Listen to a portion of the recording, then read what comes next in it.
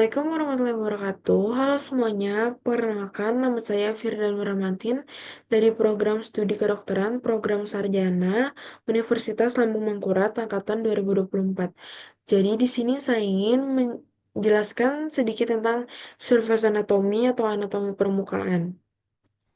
Nah, untuk definisi anatomi itu sendiri, anatomi berasal dari bahasa Latin yaitu ana, yang berarti bagian atau memisahkan, dan tomi yang artinya iris atau potong. Jadi, anatomi adalah ilmu yang mempelajari bentuk dan susunan tubuh, baik secara keseluruhan maupun bagian-bagian serta hubungan alat tubuh yang satu dengan yang lain.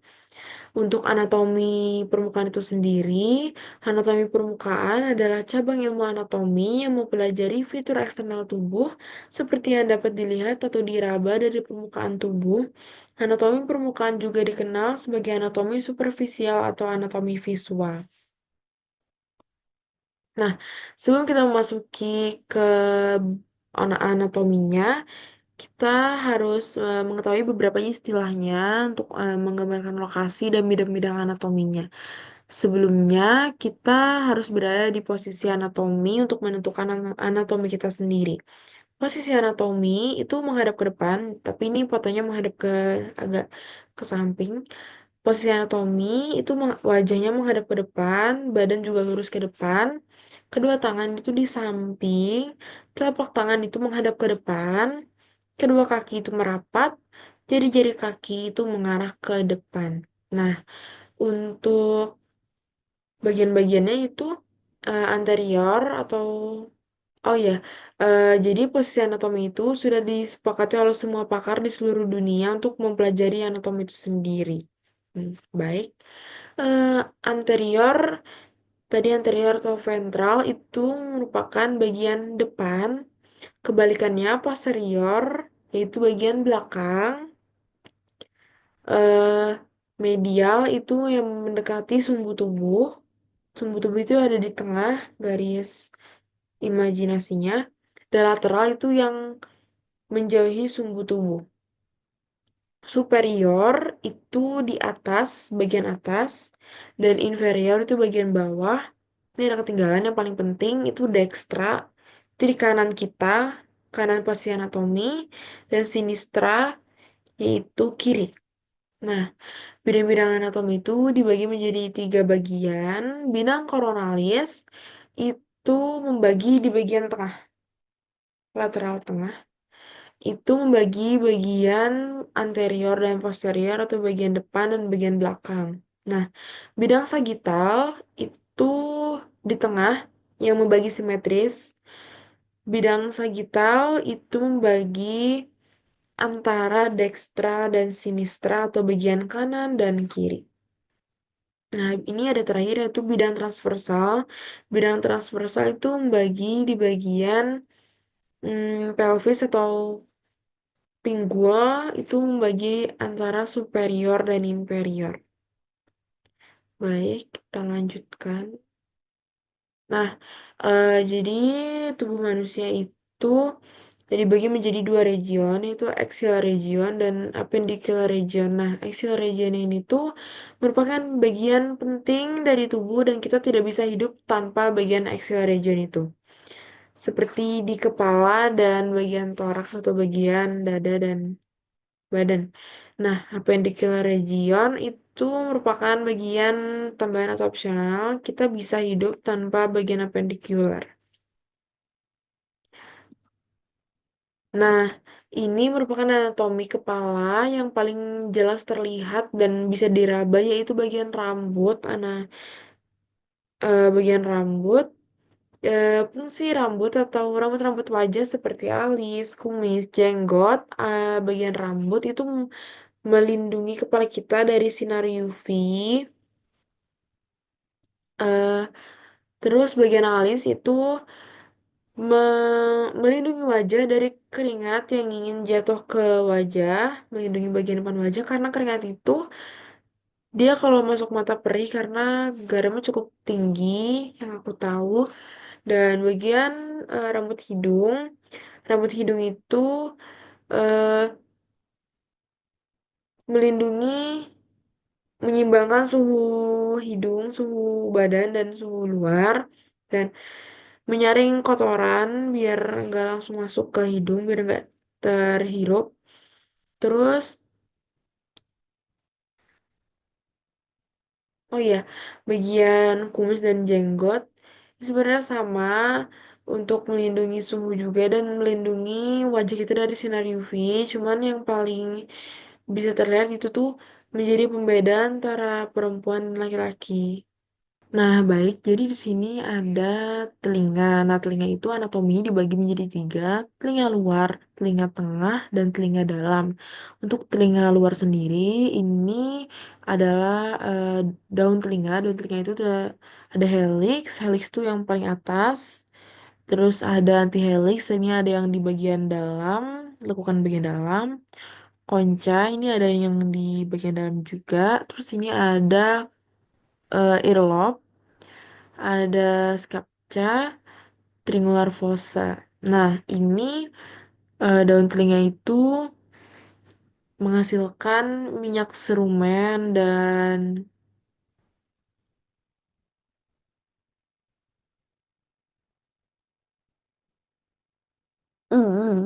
ada saluran telinga.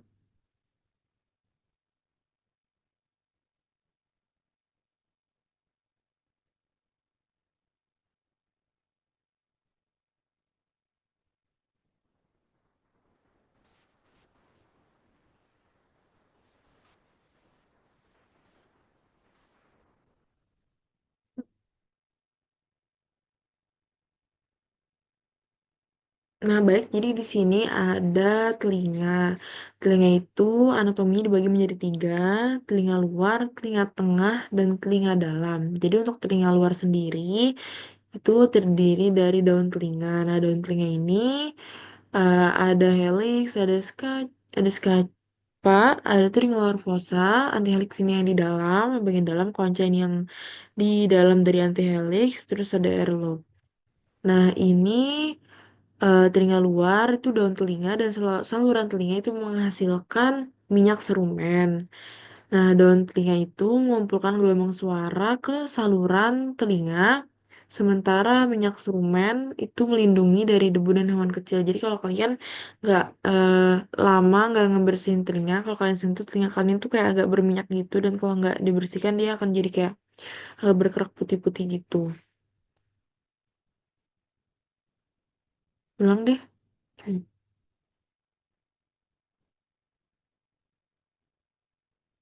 Nah, baik. Jadi di sini ada telinga, anatominya. Telinga itu dibagi menjadi tiga. Telinga luar, telinga tengah, dan telinga dalam. Nah, telinga luar ini yang bisa kalian sentuh ini ada daun telinga. Daun telinga itu ada helix, ini yang paling atas. Ada scapa, ada triangular fossa, ada antihelix yang di bagian dalam. Ada concha, ada earlobe. Nah, di sini juga ada saluran telinga. Jadi daun telinga dan saluran telinga itu menghasilkan minyak serumen. Daun telinga itu mengumpulkan gelombang suara ke saluran telinga, sementara minyak serumen itu melindungi debu dan hewan kecil. Jadi kalau kalian eh, lama nggak ngebersihin telinga, itu kalau kalian sentuh telinga kalian tuh dia agak berminyak. Nah, kita masuk ke bagian telinga tengah. Nah, telinga tengah ini ada eardrum atau gendang telinga atau timpanic membran. Nah, fungsinya itu menangkap gelombang suara dan mengubah menjadi getaran yang diteruskan ke tulang telinga. Ada martil, landasan, dan sanggurdi itu menuju koklea atau rumah siput. Nah, untuk bagian telinga dalam itu mengandung saluran eustachius untuk menjaga tekanan udara, rumah siput atau koklea dengan organ kortis sebagai reseptor getaran, nih, dan saluran gelang labirin untuk keseimbangan. Nah, proses mendengar pada manusia itu melibatkan beberapa tahap. Gelombang suara pertama kali diterima oleh lubang telinga, menggetarkan gendang telinga, dan melalui tulang-tulang telinga di sini menuju rumah siput di sini. Di dalam rumah siput, organ korti berisi ribuan sel rambut yang sensitif terhadap tekanan getaran, mengubahnya menjadi impuls saraf yang diteruskan ke otak. Nah, lanjut di sini ada bagian anatomi bibir. Nah, bagian anatomi bibir, bagian atas bibir itu namanya labium superius oris. Nah, bagian bawah tuh namanya labium inferius oris. Nah, untuk labium oris sendiri itu ada bagian bibir yang tampak dari luar. Nah, komisura labiorum, sudut bibir di mana bibir atas dan bagian bawah bertemu. Ini komisura labiorum. Terus ada tuberculum labii inferioris, tonjolan kecil pada bibir bagian bawah. Ada ini. Itu ada philtrum, lekukan vertikal di tengah atas bibir. Ini ada philtrum, ada lekukan di tengahnya. Ada sulcus nasolabialis, garis membentang dari hidung ke sudut mulut. Ini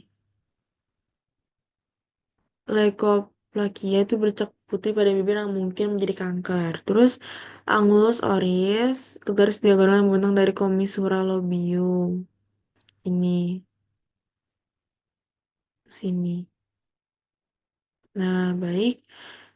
Itu anatomi bagian bibir. Nah, tadi ini merupakan anatomi wajah, bagian-bagian wajah biasa. Itu bagian frontal, itu bagian dahi, bagian depan. Terus oksipital itu bagian dahi, bagian belakang sini. Terus nasal itu hidung. Terus oral itu mulut. Jadi kalau ada obat oral itu obatnya udah pasti diminum. Terus mental itu artinya dagu.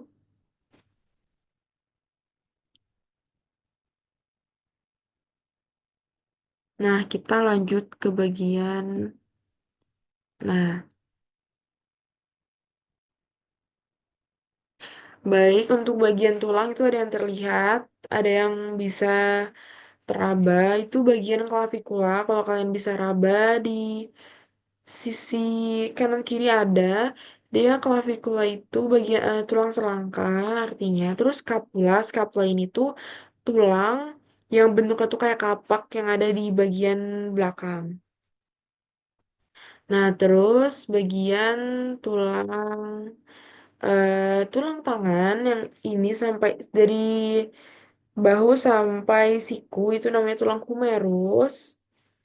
Terus dari siku sampai pergelangan tangan itu namanya ada dua tulang, ada radius sama ulna. Nah, terus tambahan eh, pergelangan tangan itu namanya karpal, bagian punggung tangan namanya metakarpal, bagian telapak tangan itu namanya palmar, bagian jari-jari tangan itu namanya phalanx. Nah, phalanx ini kan jari-jari terbagi tiga ruas. Nah, ini namanya phalanx proximal, phalanx middle, dan phalanx distal. Nah, jadi tangan dari bahu sampai sini dari kepala, bahu itu namanya ekstremitas atas. Kita lanjut ke ekstremitas bawah. Itu ada tulang yang bagian dari pinggul sampai lutut. Itu namanya tulang femur. Fun fact guys, eh, tulang femur itu merupakan tulang terkuat, terkeras, dan terberat di badan. Nah, terus lutut itu namanya patella. Nah, jadi di bagian tulang kaki atau tulang kering itu namanya tibia dan tulang kecilnya itu fibula. Nah, tambahan juga di bagian pergelangan kaki itu namanya tarsal. Kalau yang di bagian tangan itu karpal, di bagian kaki itu tarsal. Terus punggung kaki namanya metatarsal. Terus jari-jarinya itu namanya juga phalanx. Tambahan juga, oke baik nggak ada tambahan. Oh ya, bagian telapak kaki itu namanya plantar.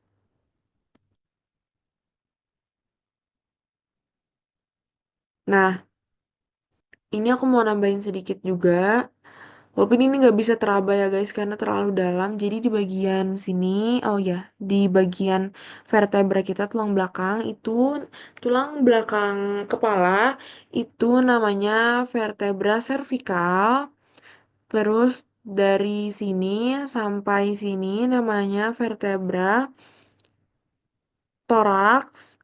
Terus di bagian sini sama sini namanya, bagian pinggul itu namanya vertebra lumbar. Terus di bagian atas tulang ekor itu namanya vertebra sacrum. Terus di tulang ekornya itu namanya coccyx.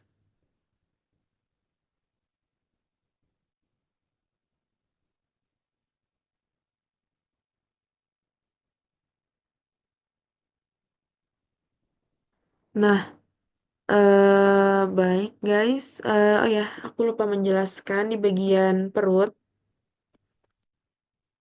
Nah, ini kurang terlihat, tapi perut itu namanya abdominis, itu terbagi menjadi 9 region. Jadi 9 region di abdominis. Itu yang pertama ada epigastric region. Ini ada bagian inti dari perut itu ada liver, stomach, spleen atau pankreas, duodenum atau usus besar, atau usus 12 jari, adrenal glands atau pankreas. Di bagian dextra, ini ada liver, right kidney, gallbladder, large or small intestine. Di bagian sinistra, ini namanya hypochondriac region yang ada liver, stiff stomach, pancreas, left kidney atau ginjal bagian kiri, depan pankreas, ada large or small intestine. Nah, di bawahnya, di tengah ini umbilical region, ini ada dua denum, usus 12 jari, small intestine, dan transverse colon. Umbilical region ini biasanya tepat di pusar. Terus, lumbar dextra atau pinggang bagian kiri, bagian kanan itu ada ascending colon, small intestine, dan ginjal bagian kanan. Terus di sini ada pinggang bagian kiri atau left lumbar region atau sinistra lumbar. Ada descending colon, small intestine, dan left kidney. Di sini di bawah ada hypogastric region. Hypogastric region itu terdiri dari bladder, sigmoid colon, small intestine, dan reproductive organs atau organ vital kita. Nah, di sini ada right iliac region yang ada appendix, sesum, ascending colon, small intestine. Di sini ada left iliac region yang ada sigmoid colon, descending colon, dan small intestine. Baik, mungkin itu dulu dari saya. Mohon maaf jika ada kesalahan kata atau perbuatan. Terima kasih dan sampai jumpa.